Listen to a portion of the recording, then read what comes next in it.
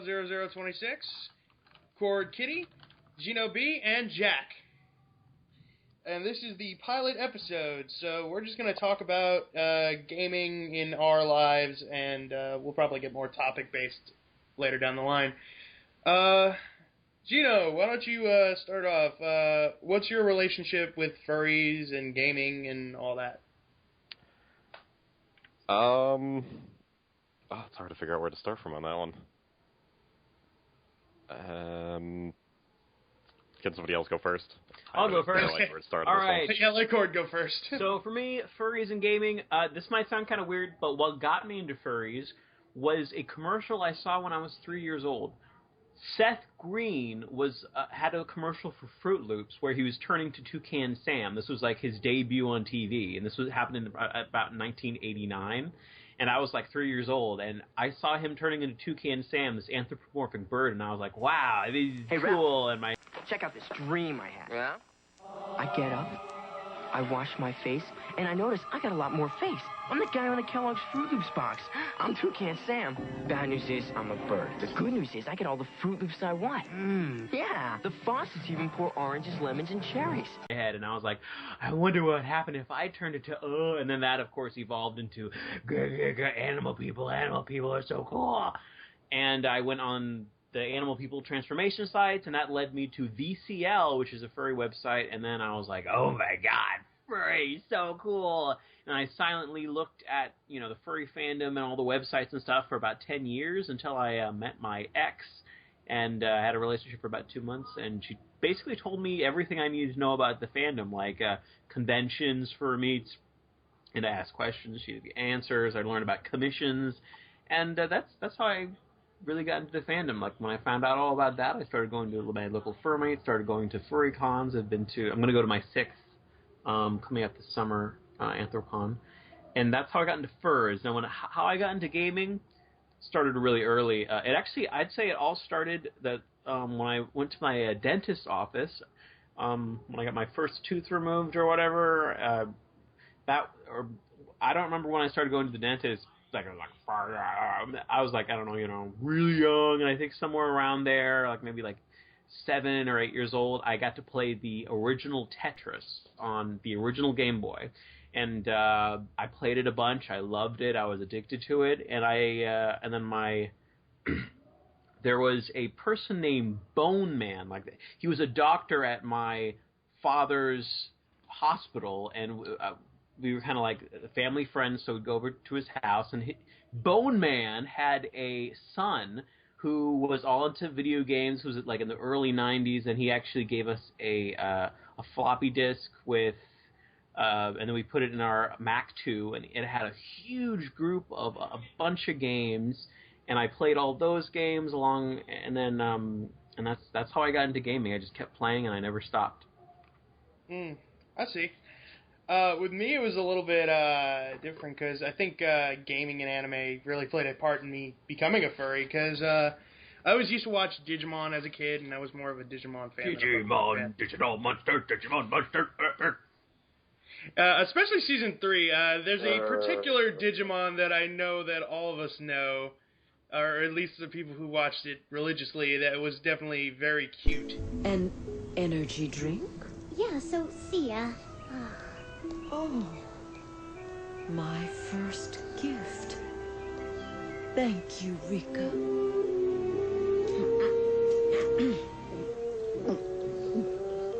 Ooh, this stuff packs almost as much of a punch as I do, but the packaging isn't quite as nice. For a Digimon. Wargreymon! Roar! Yeah, I totally had a hard-on for Wargreymon. Thank you, Khord. You're welcome. But, after discovering what a furry was, gaming played a big part in that, because I always played the games like Star Fox, I always played Pokemon, and, anything that had those anthropomorphic, or, animal-like characters was always something I'd love to get into. Huh? Animal. What? I was at first kind of hesitant about joining this podcast because I don't consider myself a hardcore gamer. I'm essentially a casual gamer. But I will say one thing. The one the first game that I bought, and the only system I have ever bought in my entire life, was the Game Boy Color, and I got Pokemon Red and Pokemon Blue.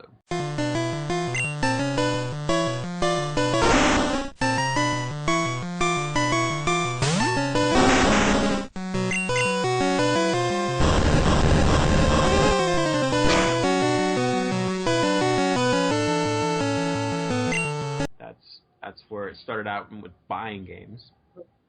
Yeah, those were back in the day. Jack, do you have any furry/gaming related stuff you want to talk about? Actually, that's one thing. I think Jack's in trouble. What? I hear sirens in the background. Jack, No, that's from my house.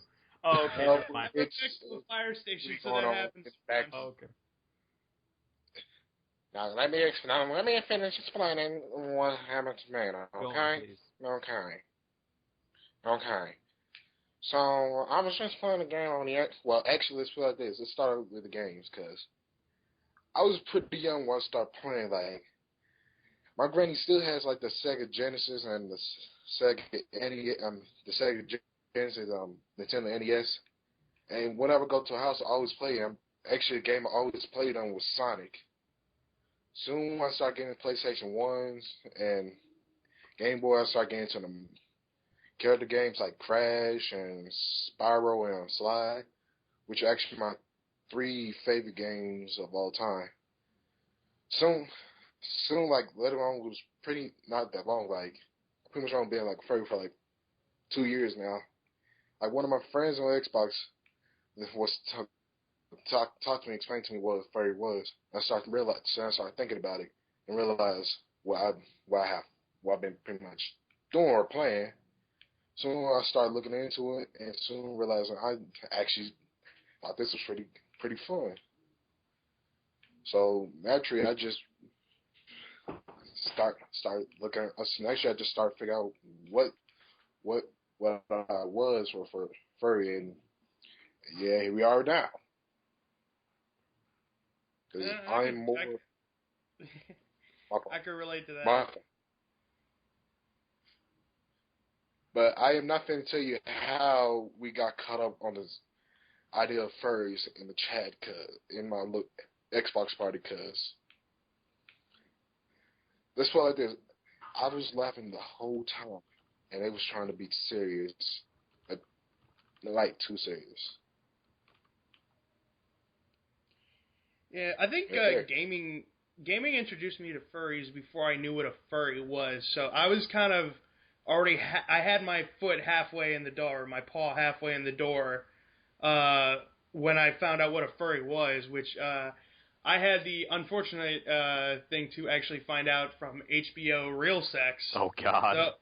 So, if you saw that episode with the stereotypes. Well...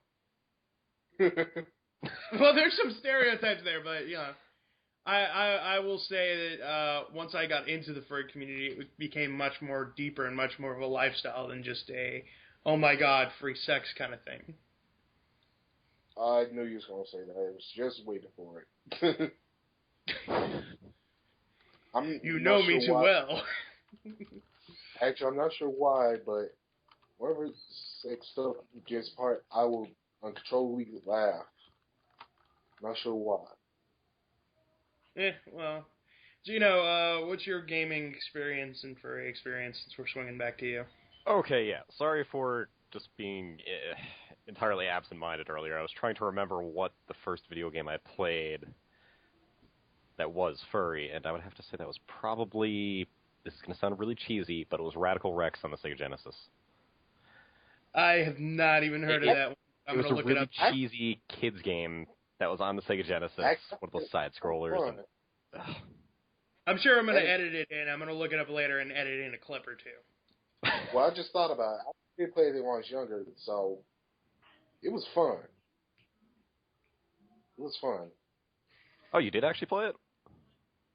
Yeah, I told you. I went on my grandhouse. She had a lot of Sega Genesis games. So. Oh, that was a really obscure one, though. I'm kind of shocked that anybody else has even heard of it. But yeah, from there I went on to play games like, a lot Gex, Crash Bandicoot, all those. Sorry. Keep talking. Yeah, I played those too, obviously. Yeah, I think we all had our gaming favorites. More modern games that actually are more furry-based, just covering loosely. I've really gotten into the Animal Crossing series, and that's always fun because I think... Because I got into Animal Crossing back when it was on the GameCube, and... same here. That was like my first furry community, if you want to put it that way, because it was basically just anthropomorphic characters that I would talk to and do little missions for and whatnot. And it was really fun and joyful. It was a big part of my childhood, and now I'm doing it with sexual undertones in real life. So what do you know? Close enough. Close enough. So to completely go on the opposite topic of newer games with furries, the old games I have still, in a way, have furries. This game from 1988, this is super obscure, Shuffle Puck Cafe. This is a very old Mac game originally. This had anthropomorphic characters, like one of the hardest characters to play. I mean, all it is really is it's Shuffle Puck? Well, what's the name of the game when you're trying to get the ball into the other person's hole? Don't think dirty thoughts, you girl. Just look it up here. It's Shuffle Puck Cafe. Like, the first part's one word. Yeah. So, okay. So yeah, and you try to get, and one of the hardest characters to beat is this anthropomorphic pig who's like, grr, looking all gross and stuff because it all takes place in a bar. And that's really early furry stuff. Quite technically, Super Munchers from 1991 is also furries. You play an anthropomorphic frog trying to get numbers. It's an educational game. Oh boy, yay! Oh education. God, that game. And then I would argue that all the Pokemon games are furry games because you have every single creature is... Well, a lot of the creatures are anthropomorphic. They have a lot of human features. I mean, you can't possibly look at Golduck without thinking, oh, yeah, it's a furry. I mean, come on. Lucario. There you go. So, yeah, those are some early furry games that I indulged in. Yeah, one of my favorites, and actually still one of my favorites, and I wish they would make a sequel to it, would be Star Fox.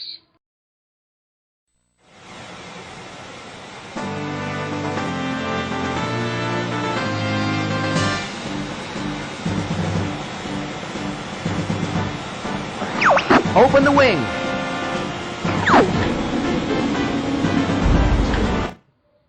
Actually, they have a sequel on the 3DS and Wii. Well, the 3DS, that's a remake. As for the Wii, but it's still worth buying. So go buy it's worth buying, but Somebody showed me Star Fox 2 gameplay of it, the original one that was only released in Japan, and I was like, oh, okay, yeah, it looks pretty legit. But yeah, there is a version like that out there. Has there ever been a game that you just immediately think, oh my God, Fur Affinity is going to tackle that one? World of Goo. Oh. The one that hit me first, and the first time I've ever had that feeling that Fur Affinity was just going to go all over this, was Legend of Zelda Twilight Princess.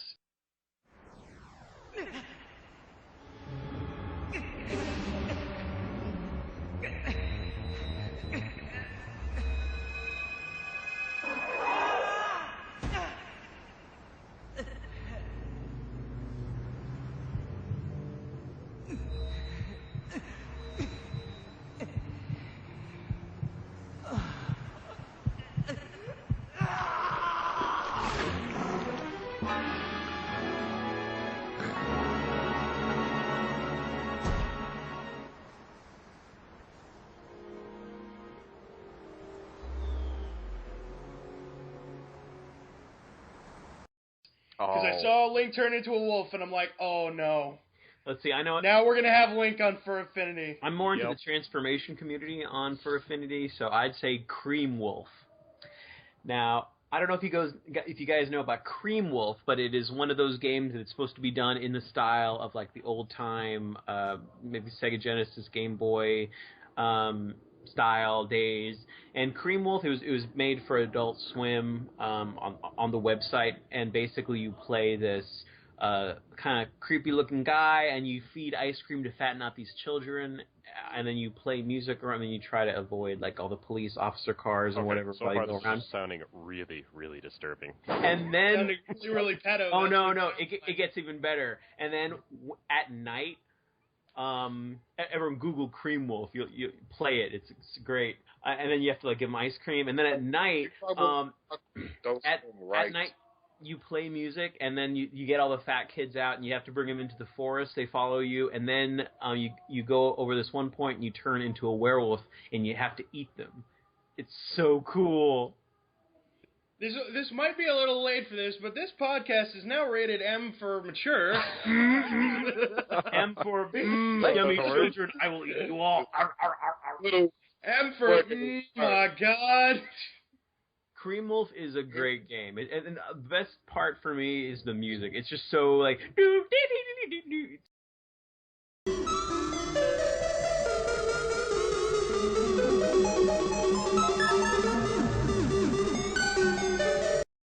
It's weird. The funny part is I'm going to have to look online to get a clip, so I'm actually going to get to see it firsthand now. Yeah, it's... I'm afraid to look it up. I mean, given his description, it's like, do I really want to know what this is? I mean, save yourself the trouble. I'm just going to look it up and, put a clip in the podcast. It's good, but the thing is, around the third level, it basically just repeats itself. Like, that's the whole game. Like, you 3 levels, they just keep repeating. And Jack is gone. Yeah, we've lost Jack, and I actually have to end the call to get him back in, so... All right. No, you don't. Well, no. Okay, so what you do is you press the plus symbol, press add people to this call, then press on his name, and then press add to call. Okay, so... Yeah, plus symbol, you got it. Oh, there we go. All right, now you are a Skype Pro. And it's dropped again. Now, that's probably his fault on his end. He probably is off. Whatever happens to be recording this. I just set it up again, so we're back. All right. I love my phone so much. I love your phone, too. And now we gotta get Gino back. Uh-oh. Gino, they call him Gino. He's a Gino B, his necky lizard. Da-da-da-da-da. Alright, we'll just keep going, and Gino will get in when he can. Someday. So yeah, Jack, what do you got to say? Like anything new furry related gaming stuff and such? Hold on, my phone is being a dick. How about I'll say, okay, now one big misunderstanding that a lot of people have is that if you're a furry, you have to have fur, but scalies are furries, so if you are a lizard animal person type thing, you are still a furry, because the definition of furry has to do with simple anthropomorphism. It has to be an anthropomorph, and that could be lots of things. And we lost Jack again, and we lost Gino B. Now it's just me and you, Details. This is crazy. For the moment, Gino B will come back. What pressure? I have to take up half of the podcast talking? I mean, gosh, man. All this pressure, I'm just gonna lie back and just go into a coma now. As I try to get Jack back. Jack is back. No, he's not. So on the topic of furry whatever, I was going to bring that as a transition to World of Goo. Now, World of Goo, you stack up these little goo things and you try to climb as high as possible, or you try to get to this particular pipe to suck up the goo thing. It's not a dirty thing. It's a very popular game. It won, I think, some award for like best downloadable game of the year. And it's still anthropomorphic because you have these little goo balls and they have eyes like people. They're like people eyes, and they make people sounds like oh wow hello. No, there's some people that make it. Trust me. I've heard some people make that kind of sound. So when we're talking about furry games, we're not talking about games with things with fur. We're talking about anthropomorphs in gaming. That's it. It's not fur literally. Yeah, pretty much. Gino, are you back in the call? Maybe. Sweet. And Jack's back. Oh my God, we have everyone. Oh boy. I hate my phone so much. Yeah, you're actually doing yours on a phone, which is... How's that been working so far for you? What do you think? It hasn't. The quality's so-so, but hey, it works, I guess. Kinda. I love the editing I'm going to have to do. So, Genevieve, what I was saying was about how World of Goo is technically a furry game because you have some object and it's anthropomorphized. You got it? You're saying something. Stick googly eyes on it and you'll have an anthropomorphic character. I hope you guys can't hear the awful music playing insanely loud behind me. This is some awful street music. I can. Oh, God. It's funny. It's horrible. I'm so disturbed that I'm in a neighborhood with awful music playing this loud.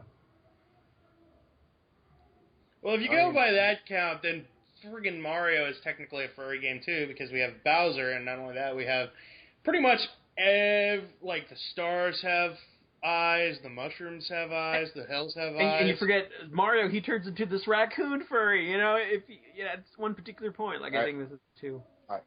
Khord must be so happy that the next game Mario gets a cat suit. Oh my God, I haven't even seen it. I have to see it. Hey, we have Libra. Hello? Hey, Libra. Libra has joined the call. What's going on? Are you guys recording? We're doing Gamefurs. Are you guys recording right now? I have not. Yeah, we're recording Gamefurs. Come on in. Actually, I was gonna call because I said I don't think I could, be part of it today. Well, how about before you leave, give us a little shout out about your art and stuff, because the thing is, you did us a big favor by making art for the podcast, and we want to do you a big favor by promoting your services. Oh, well... Free publicity! Take it! Okay, I'm not gonna throw away a good thing. Anyway, I was gonna say that... Do it or I shall become a retarded monkey. Quiet, raccoon. Humans are already retarded monkeys. Anyway... I was gonna say that yes, I draw some furry art on FA and sometimes DA, Ink Bunny, and we all know what I post there. And, as well as our intro. Yes, which I still need to ink and color. Anyway, I was gonna say yes. They don't know that. Well, I'm being honest. I know. Well, anyway, I'm known as Libra-11 on FA, so just go to furryaffinity.net/user/Libra-11, another slash, and you're there. And we'll be sure to have them on some other times. Yes, some other time where, my family doesn't, when my parents are not yelling at me. It happens, it's life. Hey, it's cool. We always love special guests. We'll have a lot of them in Gamefurs. And hey, if your parents yell at you enough, maybe they'll be a part of the show too. Oh yeah, that would be hilarious. Well, I don't know. They speak angry Spanish. Spanglish? No, angry. So does my roommate. Angry Spanish. So, all right. If you're done, Chico, I have a theory. Okay. My theory is that GLaDOS is a furry. Okay. Get my argument here. Anthropomorph. That's a combination of non-human and human qualities to make something. GLaDOS is both a machine and a woman. And a potato. Technically, the theory is that that's supposed to be Cave Johnson's wife. Actually, there's wait. You made a comic error. You made a common error right there. Antho is for animals. There's mechanical ology. Okay, there's different ologies, basically. Yeah, that's like the common mistake because everybody thinks Antho is for non-living things. It's for giving. It's for giving human features to an animal. It doesn't have to be an animal. It means anything. Okay, well, I would disagree with you to that, and I'm going to quote Wikipedia, because, of course, quoting Wikipedia is how you pass all of your tests. Yep. Anthropomorphism is the attribution of human form or other characteristics to anything other than a human being. It doesn't say to an animal, it says anything other than a human being. So if you have, like, a hurricane with the sky blowing, whatever, that's kind of a furry. Very Very much. It makes very much less sense in context of everyday speak, but they are technically right. Kinda? So you were talking about GLaDOS. GLaDOS is not really a robot. It's more like a human consciousness inside a machine. Yeah, that's also kind of true. I'm going to go stick googly anime eyes on my N64 and make it into a furry.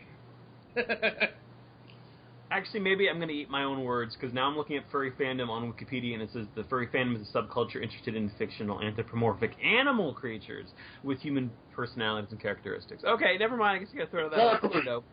So maybe you could say World of Goo isn't a furry, because Goo isn't real, and GLaDOS isn't furry, because machines aren't real animals. Machines are real.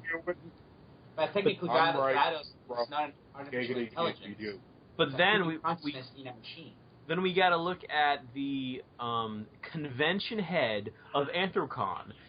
His name is Uncle Kage, and his persona is a roach, and roach is not an animal. Thus, by the definition from Wikipedia, the chairman of the largest furry convention in the world is not a furry.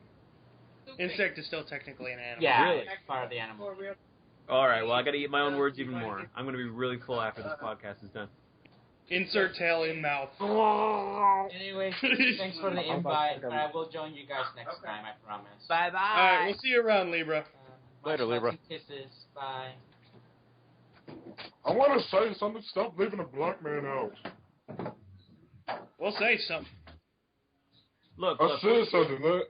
We'll just put you in the Fill back. me in Podcast. what I Darn did. it, all my racist jokes, they keep coming out without me wanting them.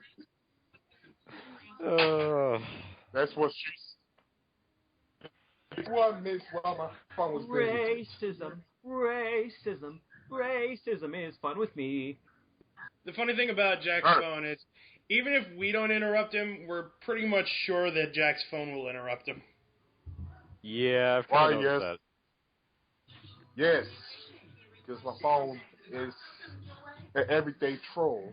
So to get the topic back to furry gaming, I'm about to go to Anthrocon in about 2-3 weeks, and when that happens, there is literally a whole room dedicated to gaming. There's a tabletop gaming room and a digital gaming room, and you know, if gaming wasn't a huge part of the fandom, they wouldn't dedicate. Oh my God! Ignore the child background. What the heck, Jack? Come on. Yeah, that is really... What the heck? Come on, seriously. Oh, and... Oh, God. There he goes. oh, Jack. That was a good one this time. You know how those Panthers... Jack's phone was courteous and removed him from the call. Oh, thank you, Jack's phone. All right, now, I don't think anyone heard anything that I said. No. No, we got the gist of it, but you got cut off by immense vacuum sounds. I'll repeat it really quickly in like 5 seconds. If gaming wasn't important in the furry community, they wouldn't dedicate 2 rooms to Anthrocon gaming. Yes! I totally agree with that, because, like I said, not only did gaming get me into being a furry, it also actually helps me express being a furry a lot of the time. Because, you know, a lot of people don't look into, like, card games, tabletop games, you know, handheld games, and think, oh, well, you know, anthropomorphic character. You know, they don't think that. Sonic the Hedgehog, nobody thinks furry except people who are actually furries. I mean, one really easy way to explain to non-furries what a furry is like, oh, it's like Mickey Mouse. It's a combination of people and mouse. Hey, that's it. And then they're like, oh, Mickey Mouse. Oh, I love Mickey Mouse. Oh, and they get it. You know, I actually, I hate Cartoon Network for nerfing Looney Tunes, but now I can use Bugs Bunny as a viable furry reference again when I'm trying to tell someone, because I used to not be able to do that because he's technically a cross-dresser who goes around kissing men. And I didn't realize this until explaining it for like the 3rd, 4th time to people who were laughing at me, that I'm basically explaining the worst possible parts of the fandom.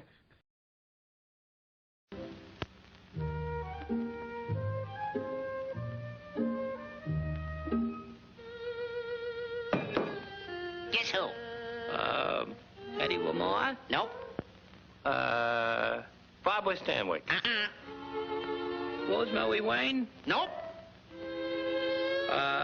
Olivia de Havilland? Nope, but you're getting warmer. Say, you wouldn't be that screwy wabbit, would you? Could be.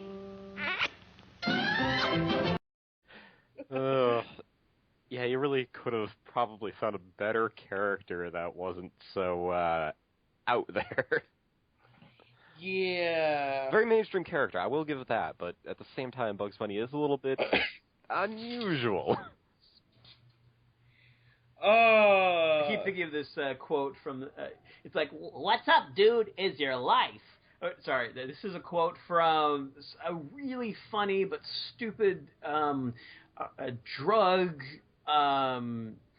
it's like an anti-drug cartoon that came out in the early 90s called Cartoon All-Stars to the Rescue. I found out about it on Nostalgia Critic.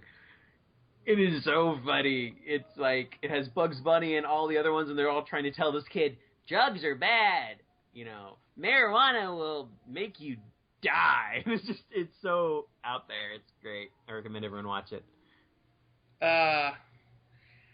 Well, we're wrapping up at this point. But if you want to see some more of this show, just stay tuned to my channel, Detail0026 on YouTube. If you want to see some game commentaries, go to Wolf by Comms on YouTube. And if you want to hear more furry podcasts, you can go to Khord's channel.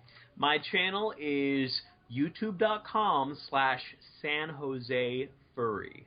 San Jose Furry, that's it. Yeah, so you can go watch the greatest furry podcast in the world. So. And hear me rant about things along with him. All right. Excellent. Fun. All right, so we'll see you next time on Gamefurs. We might be talking about Animal Crossing. See you guys then.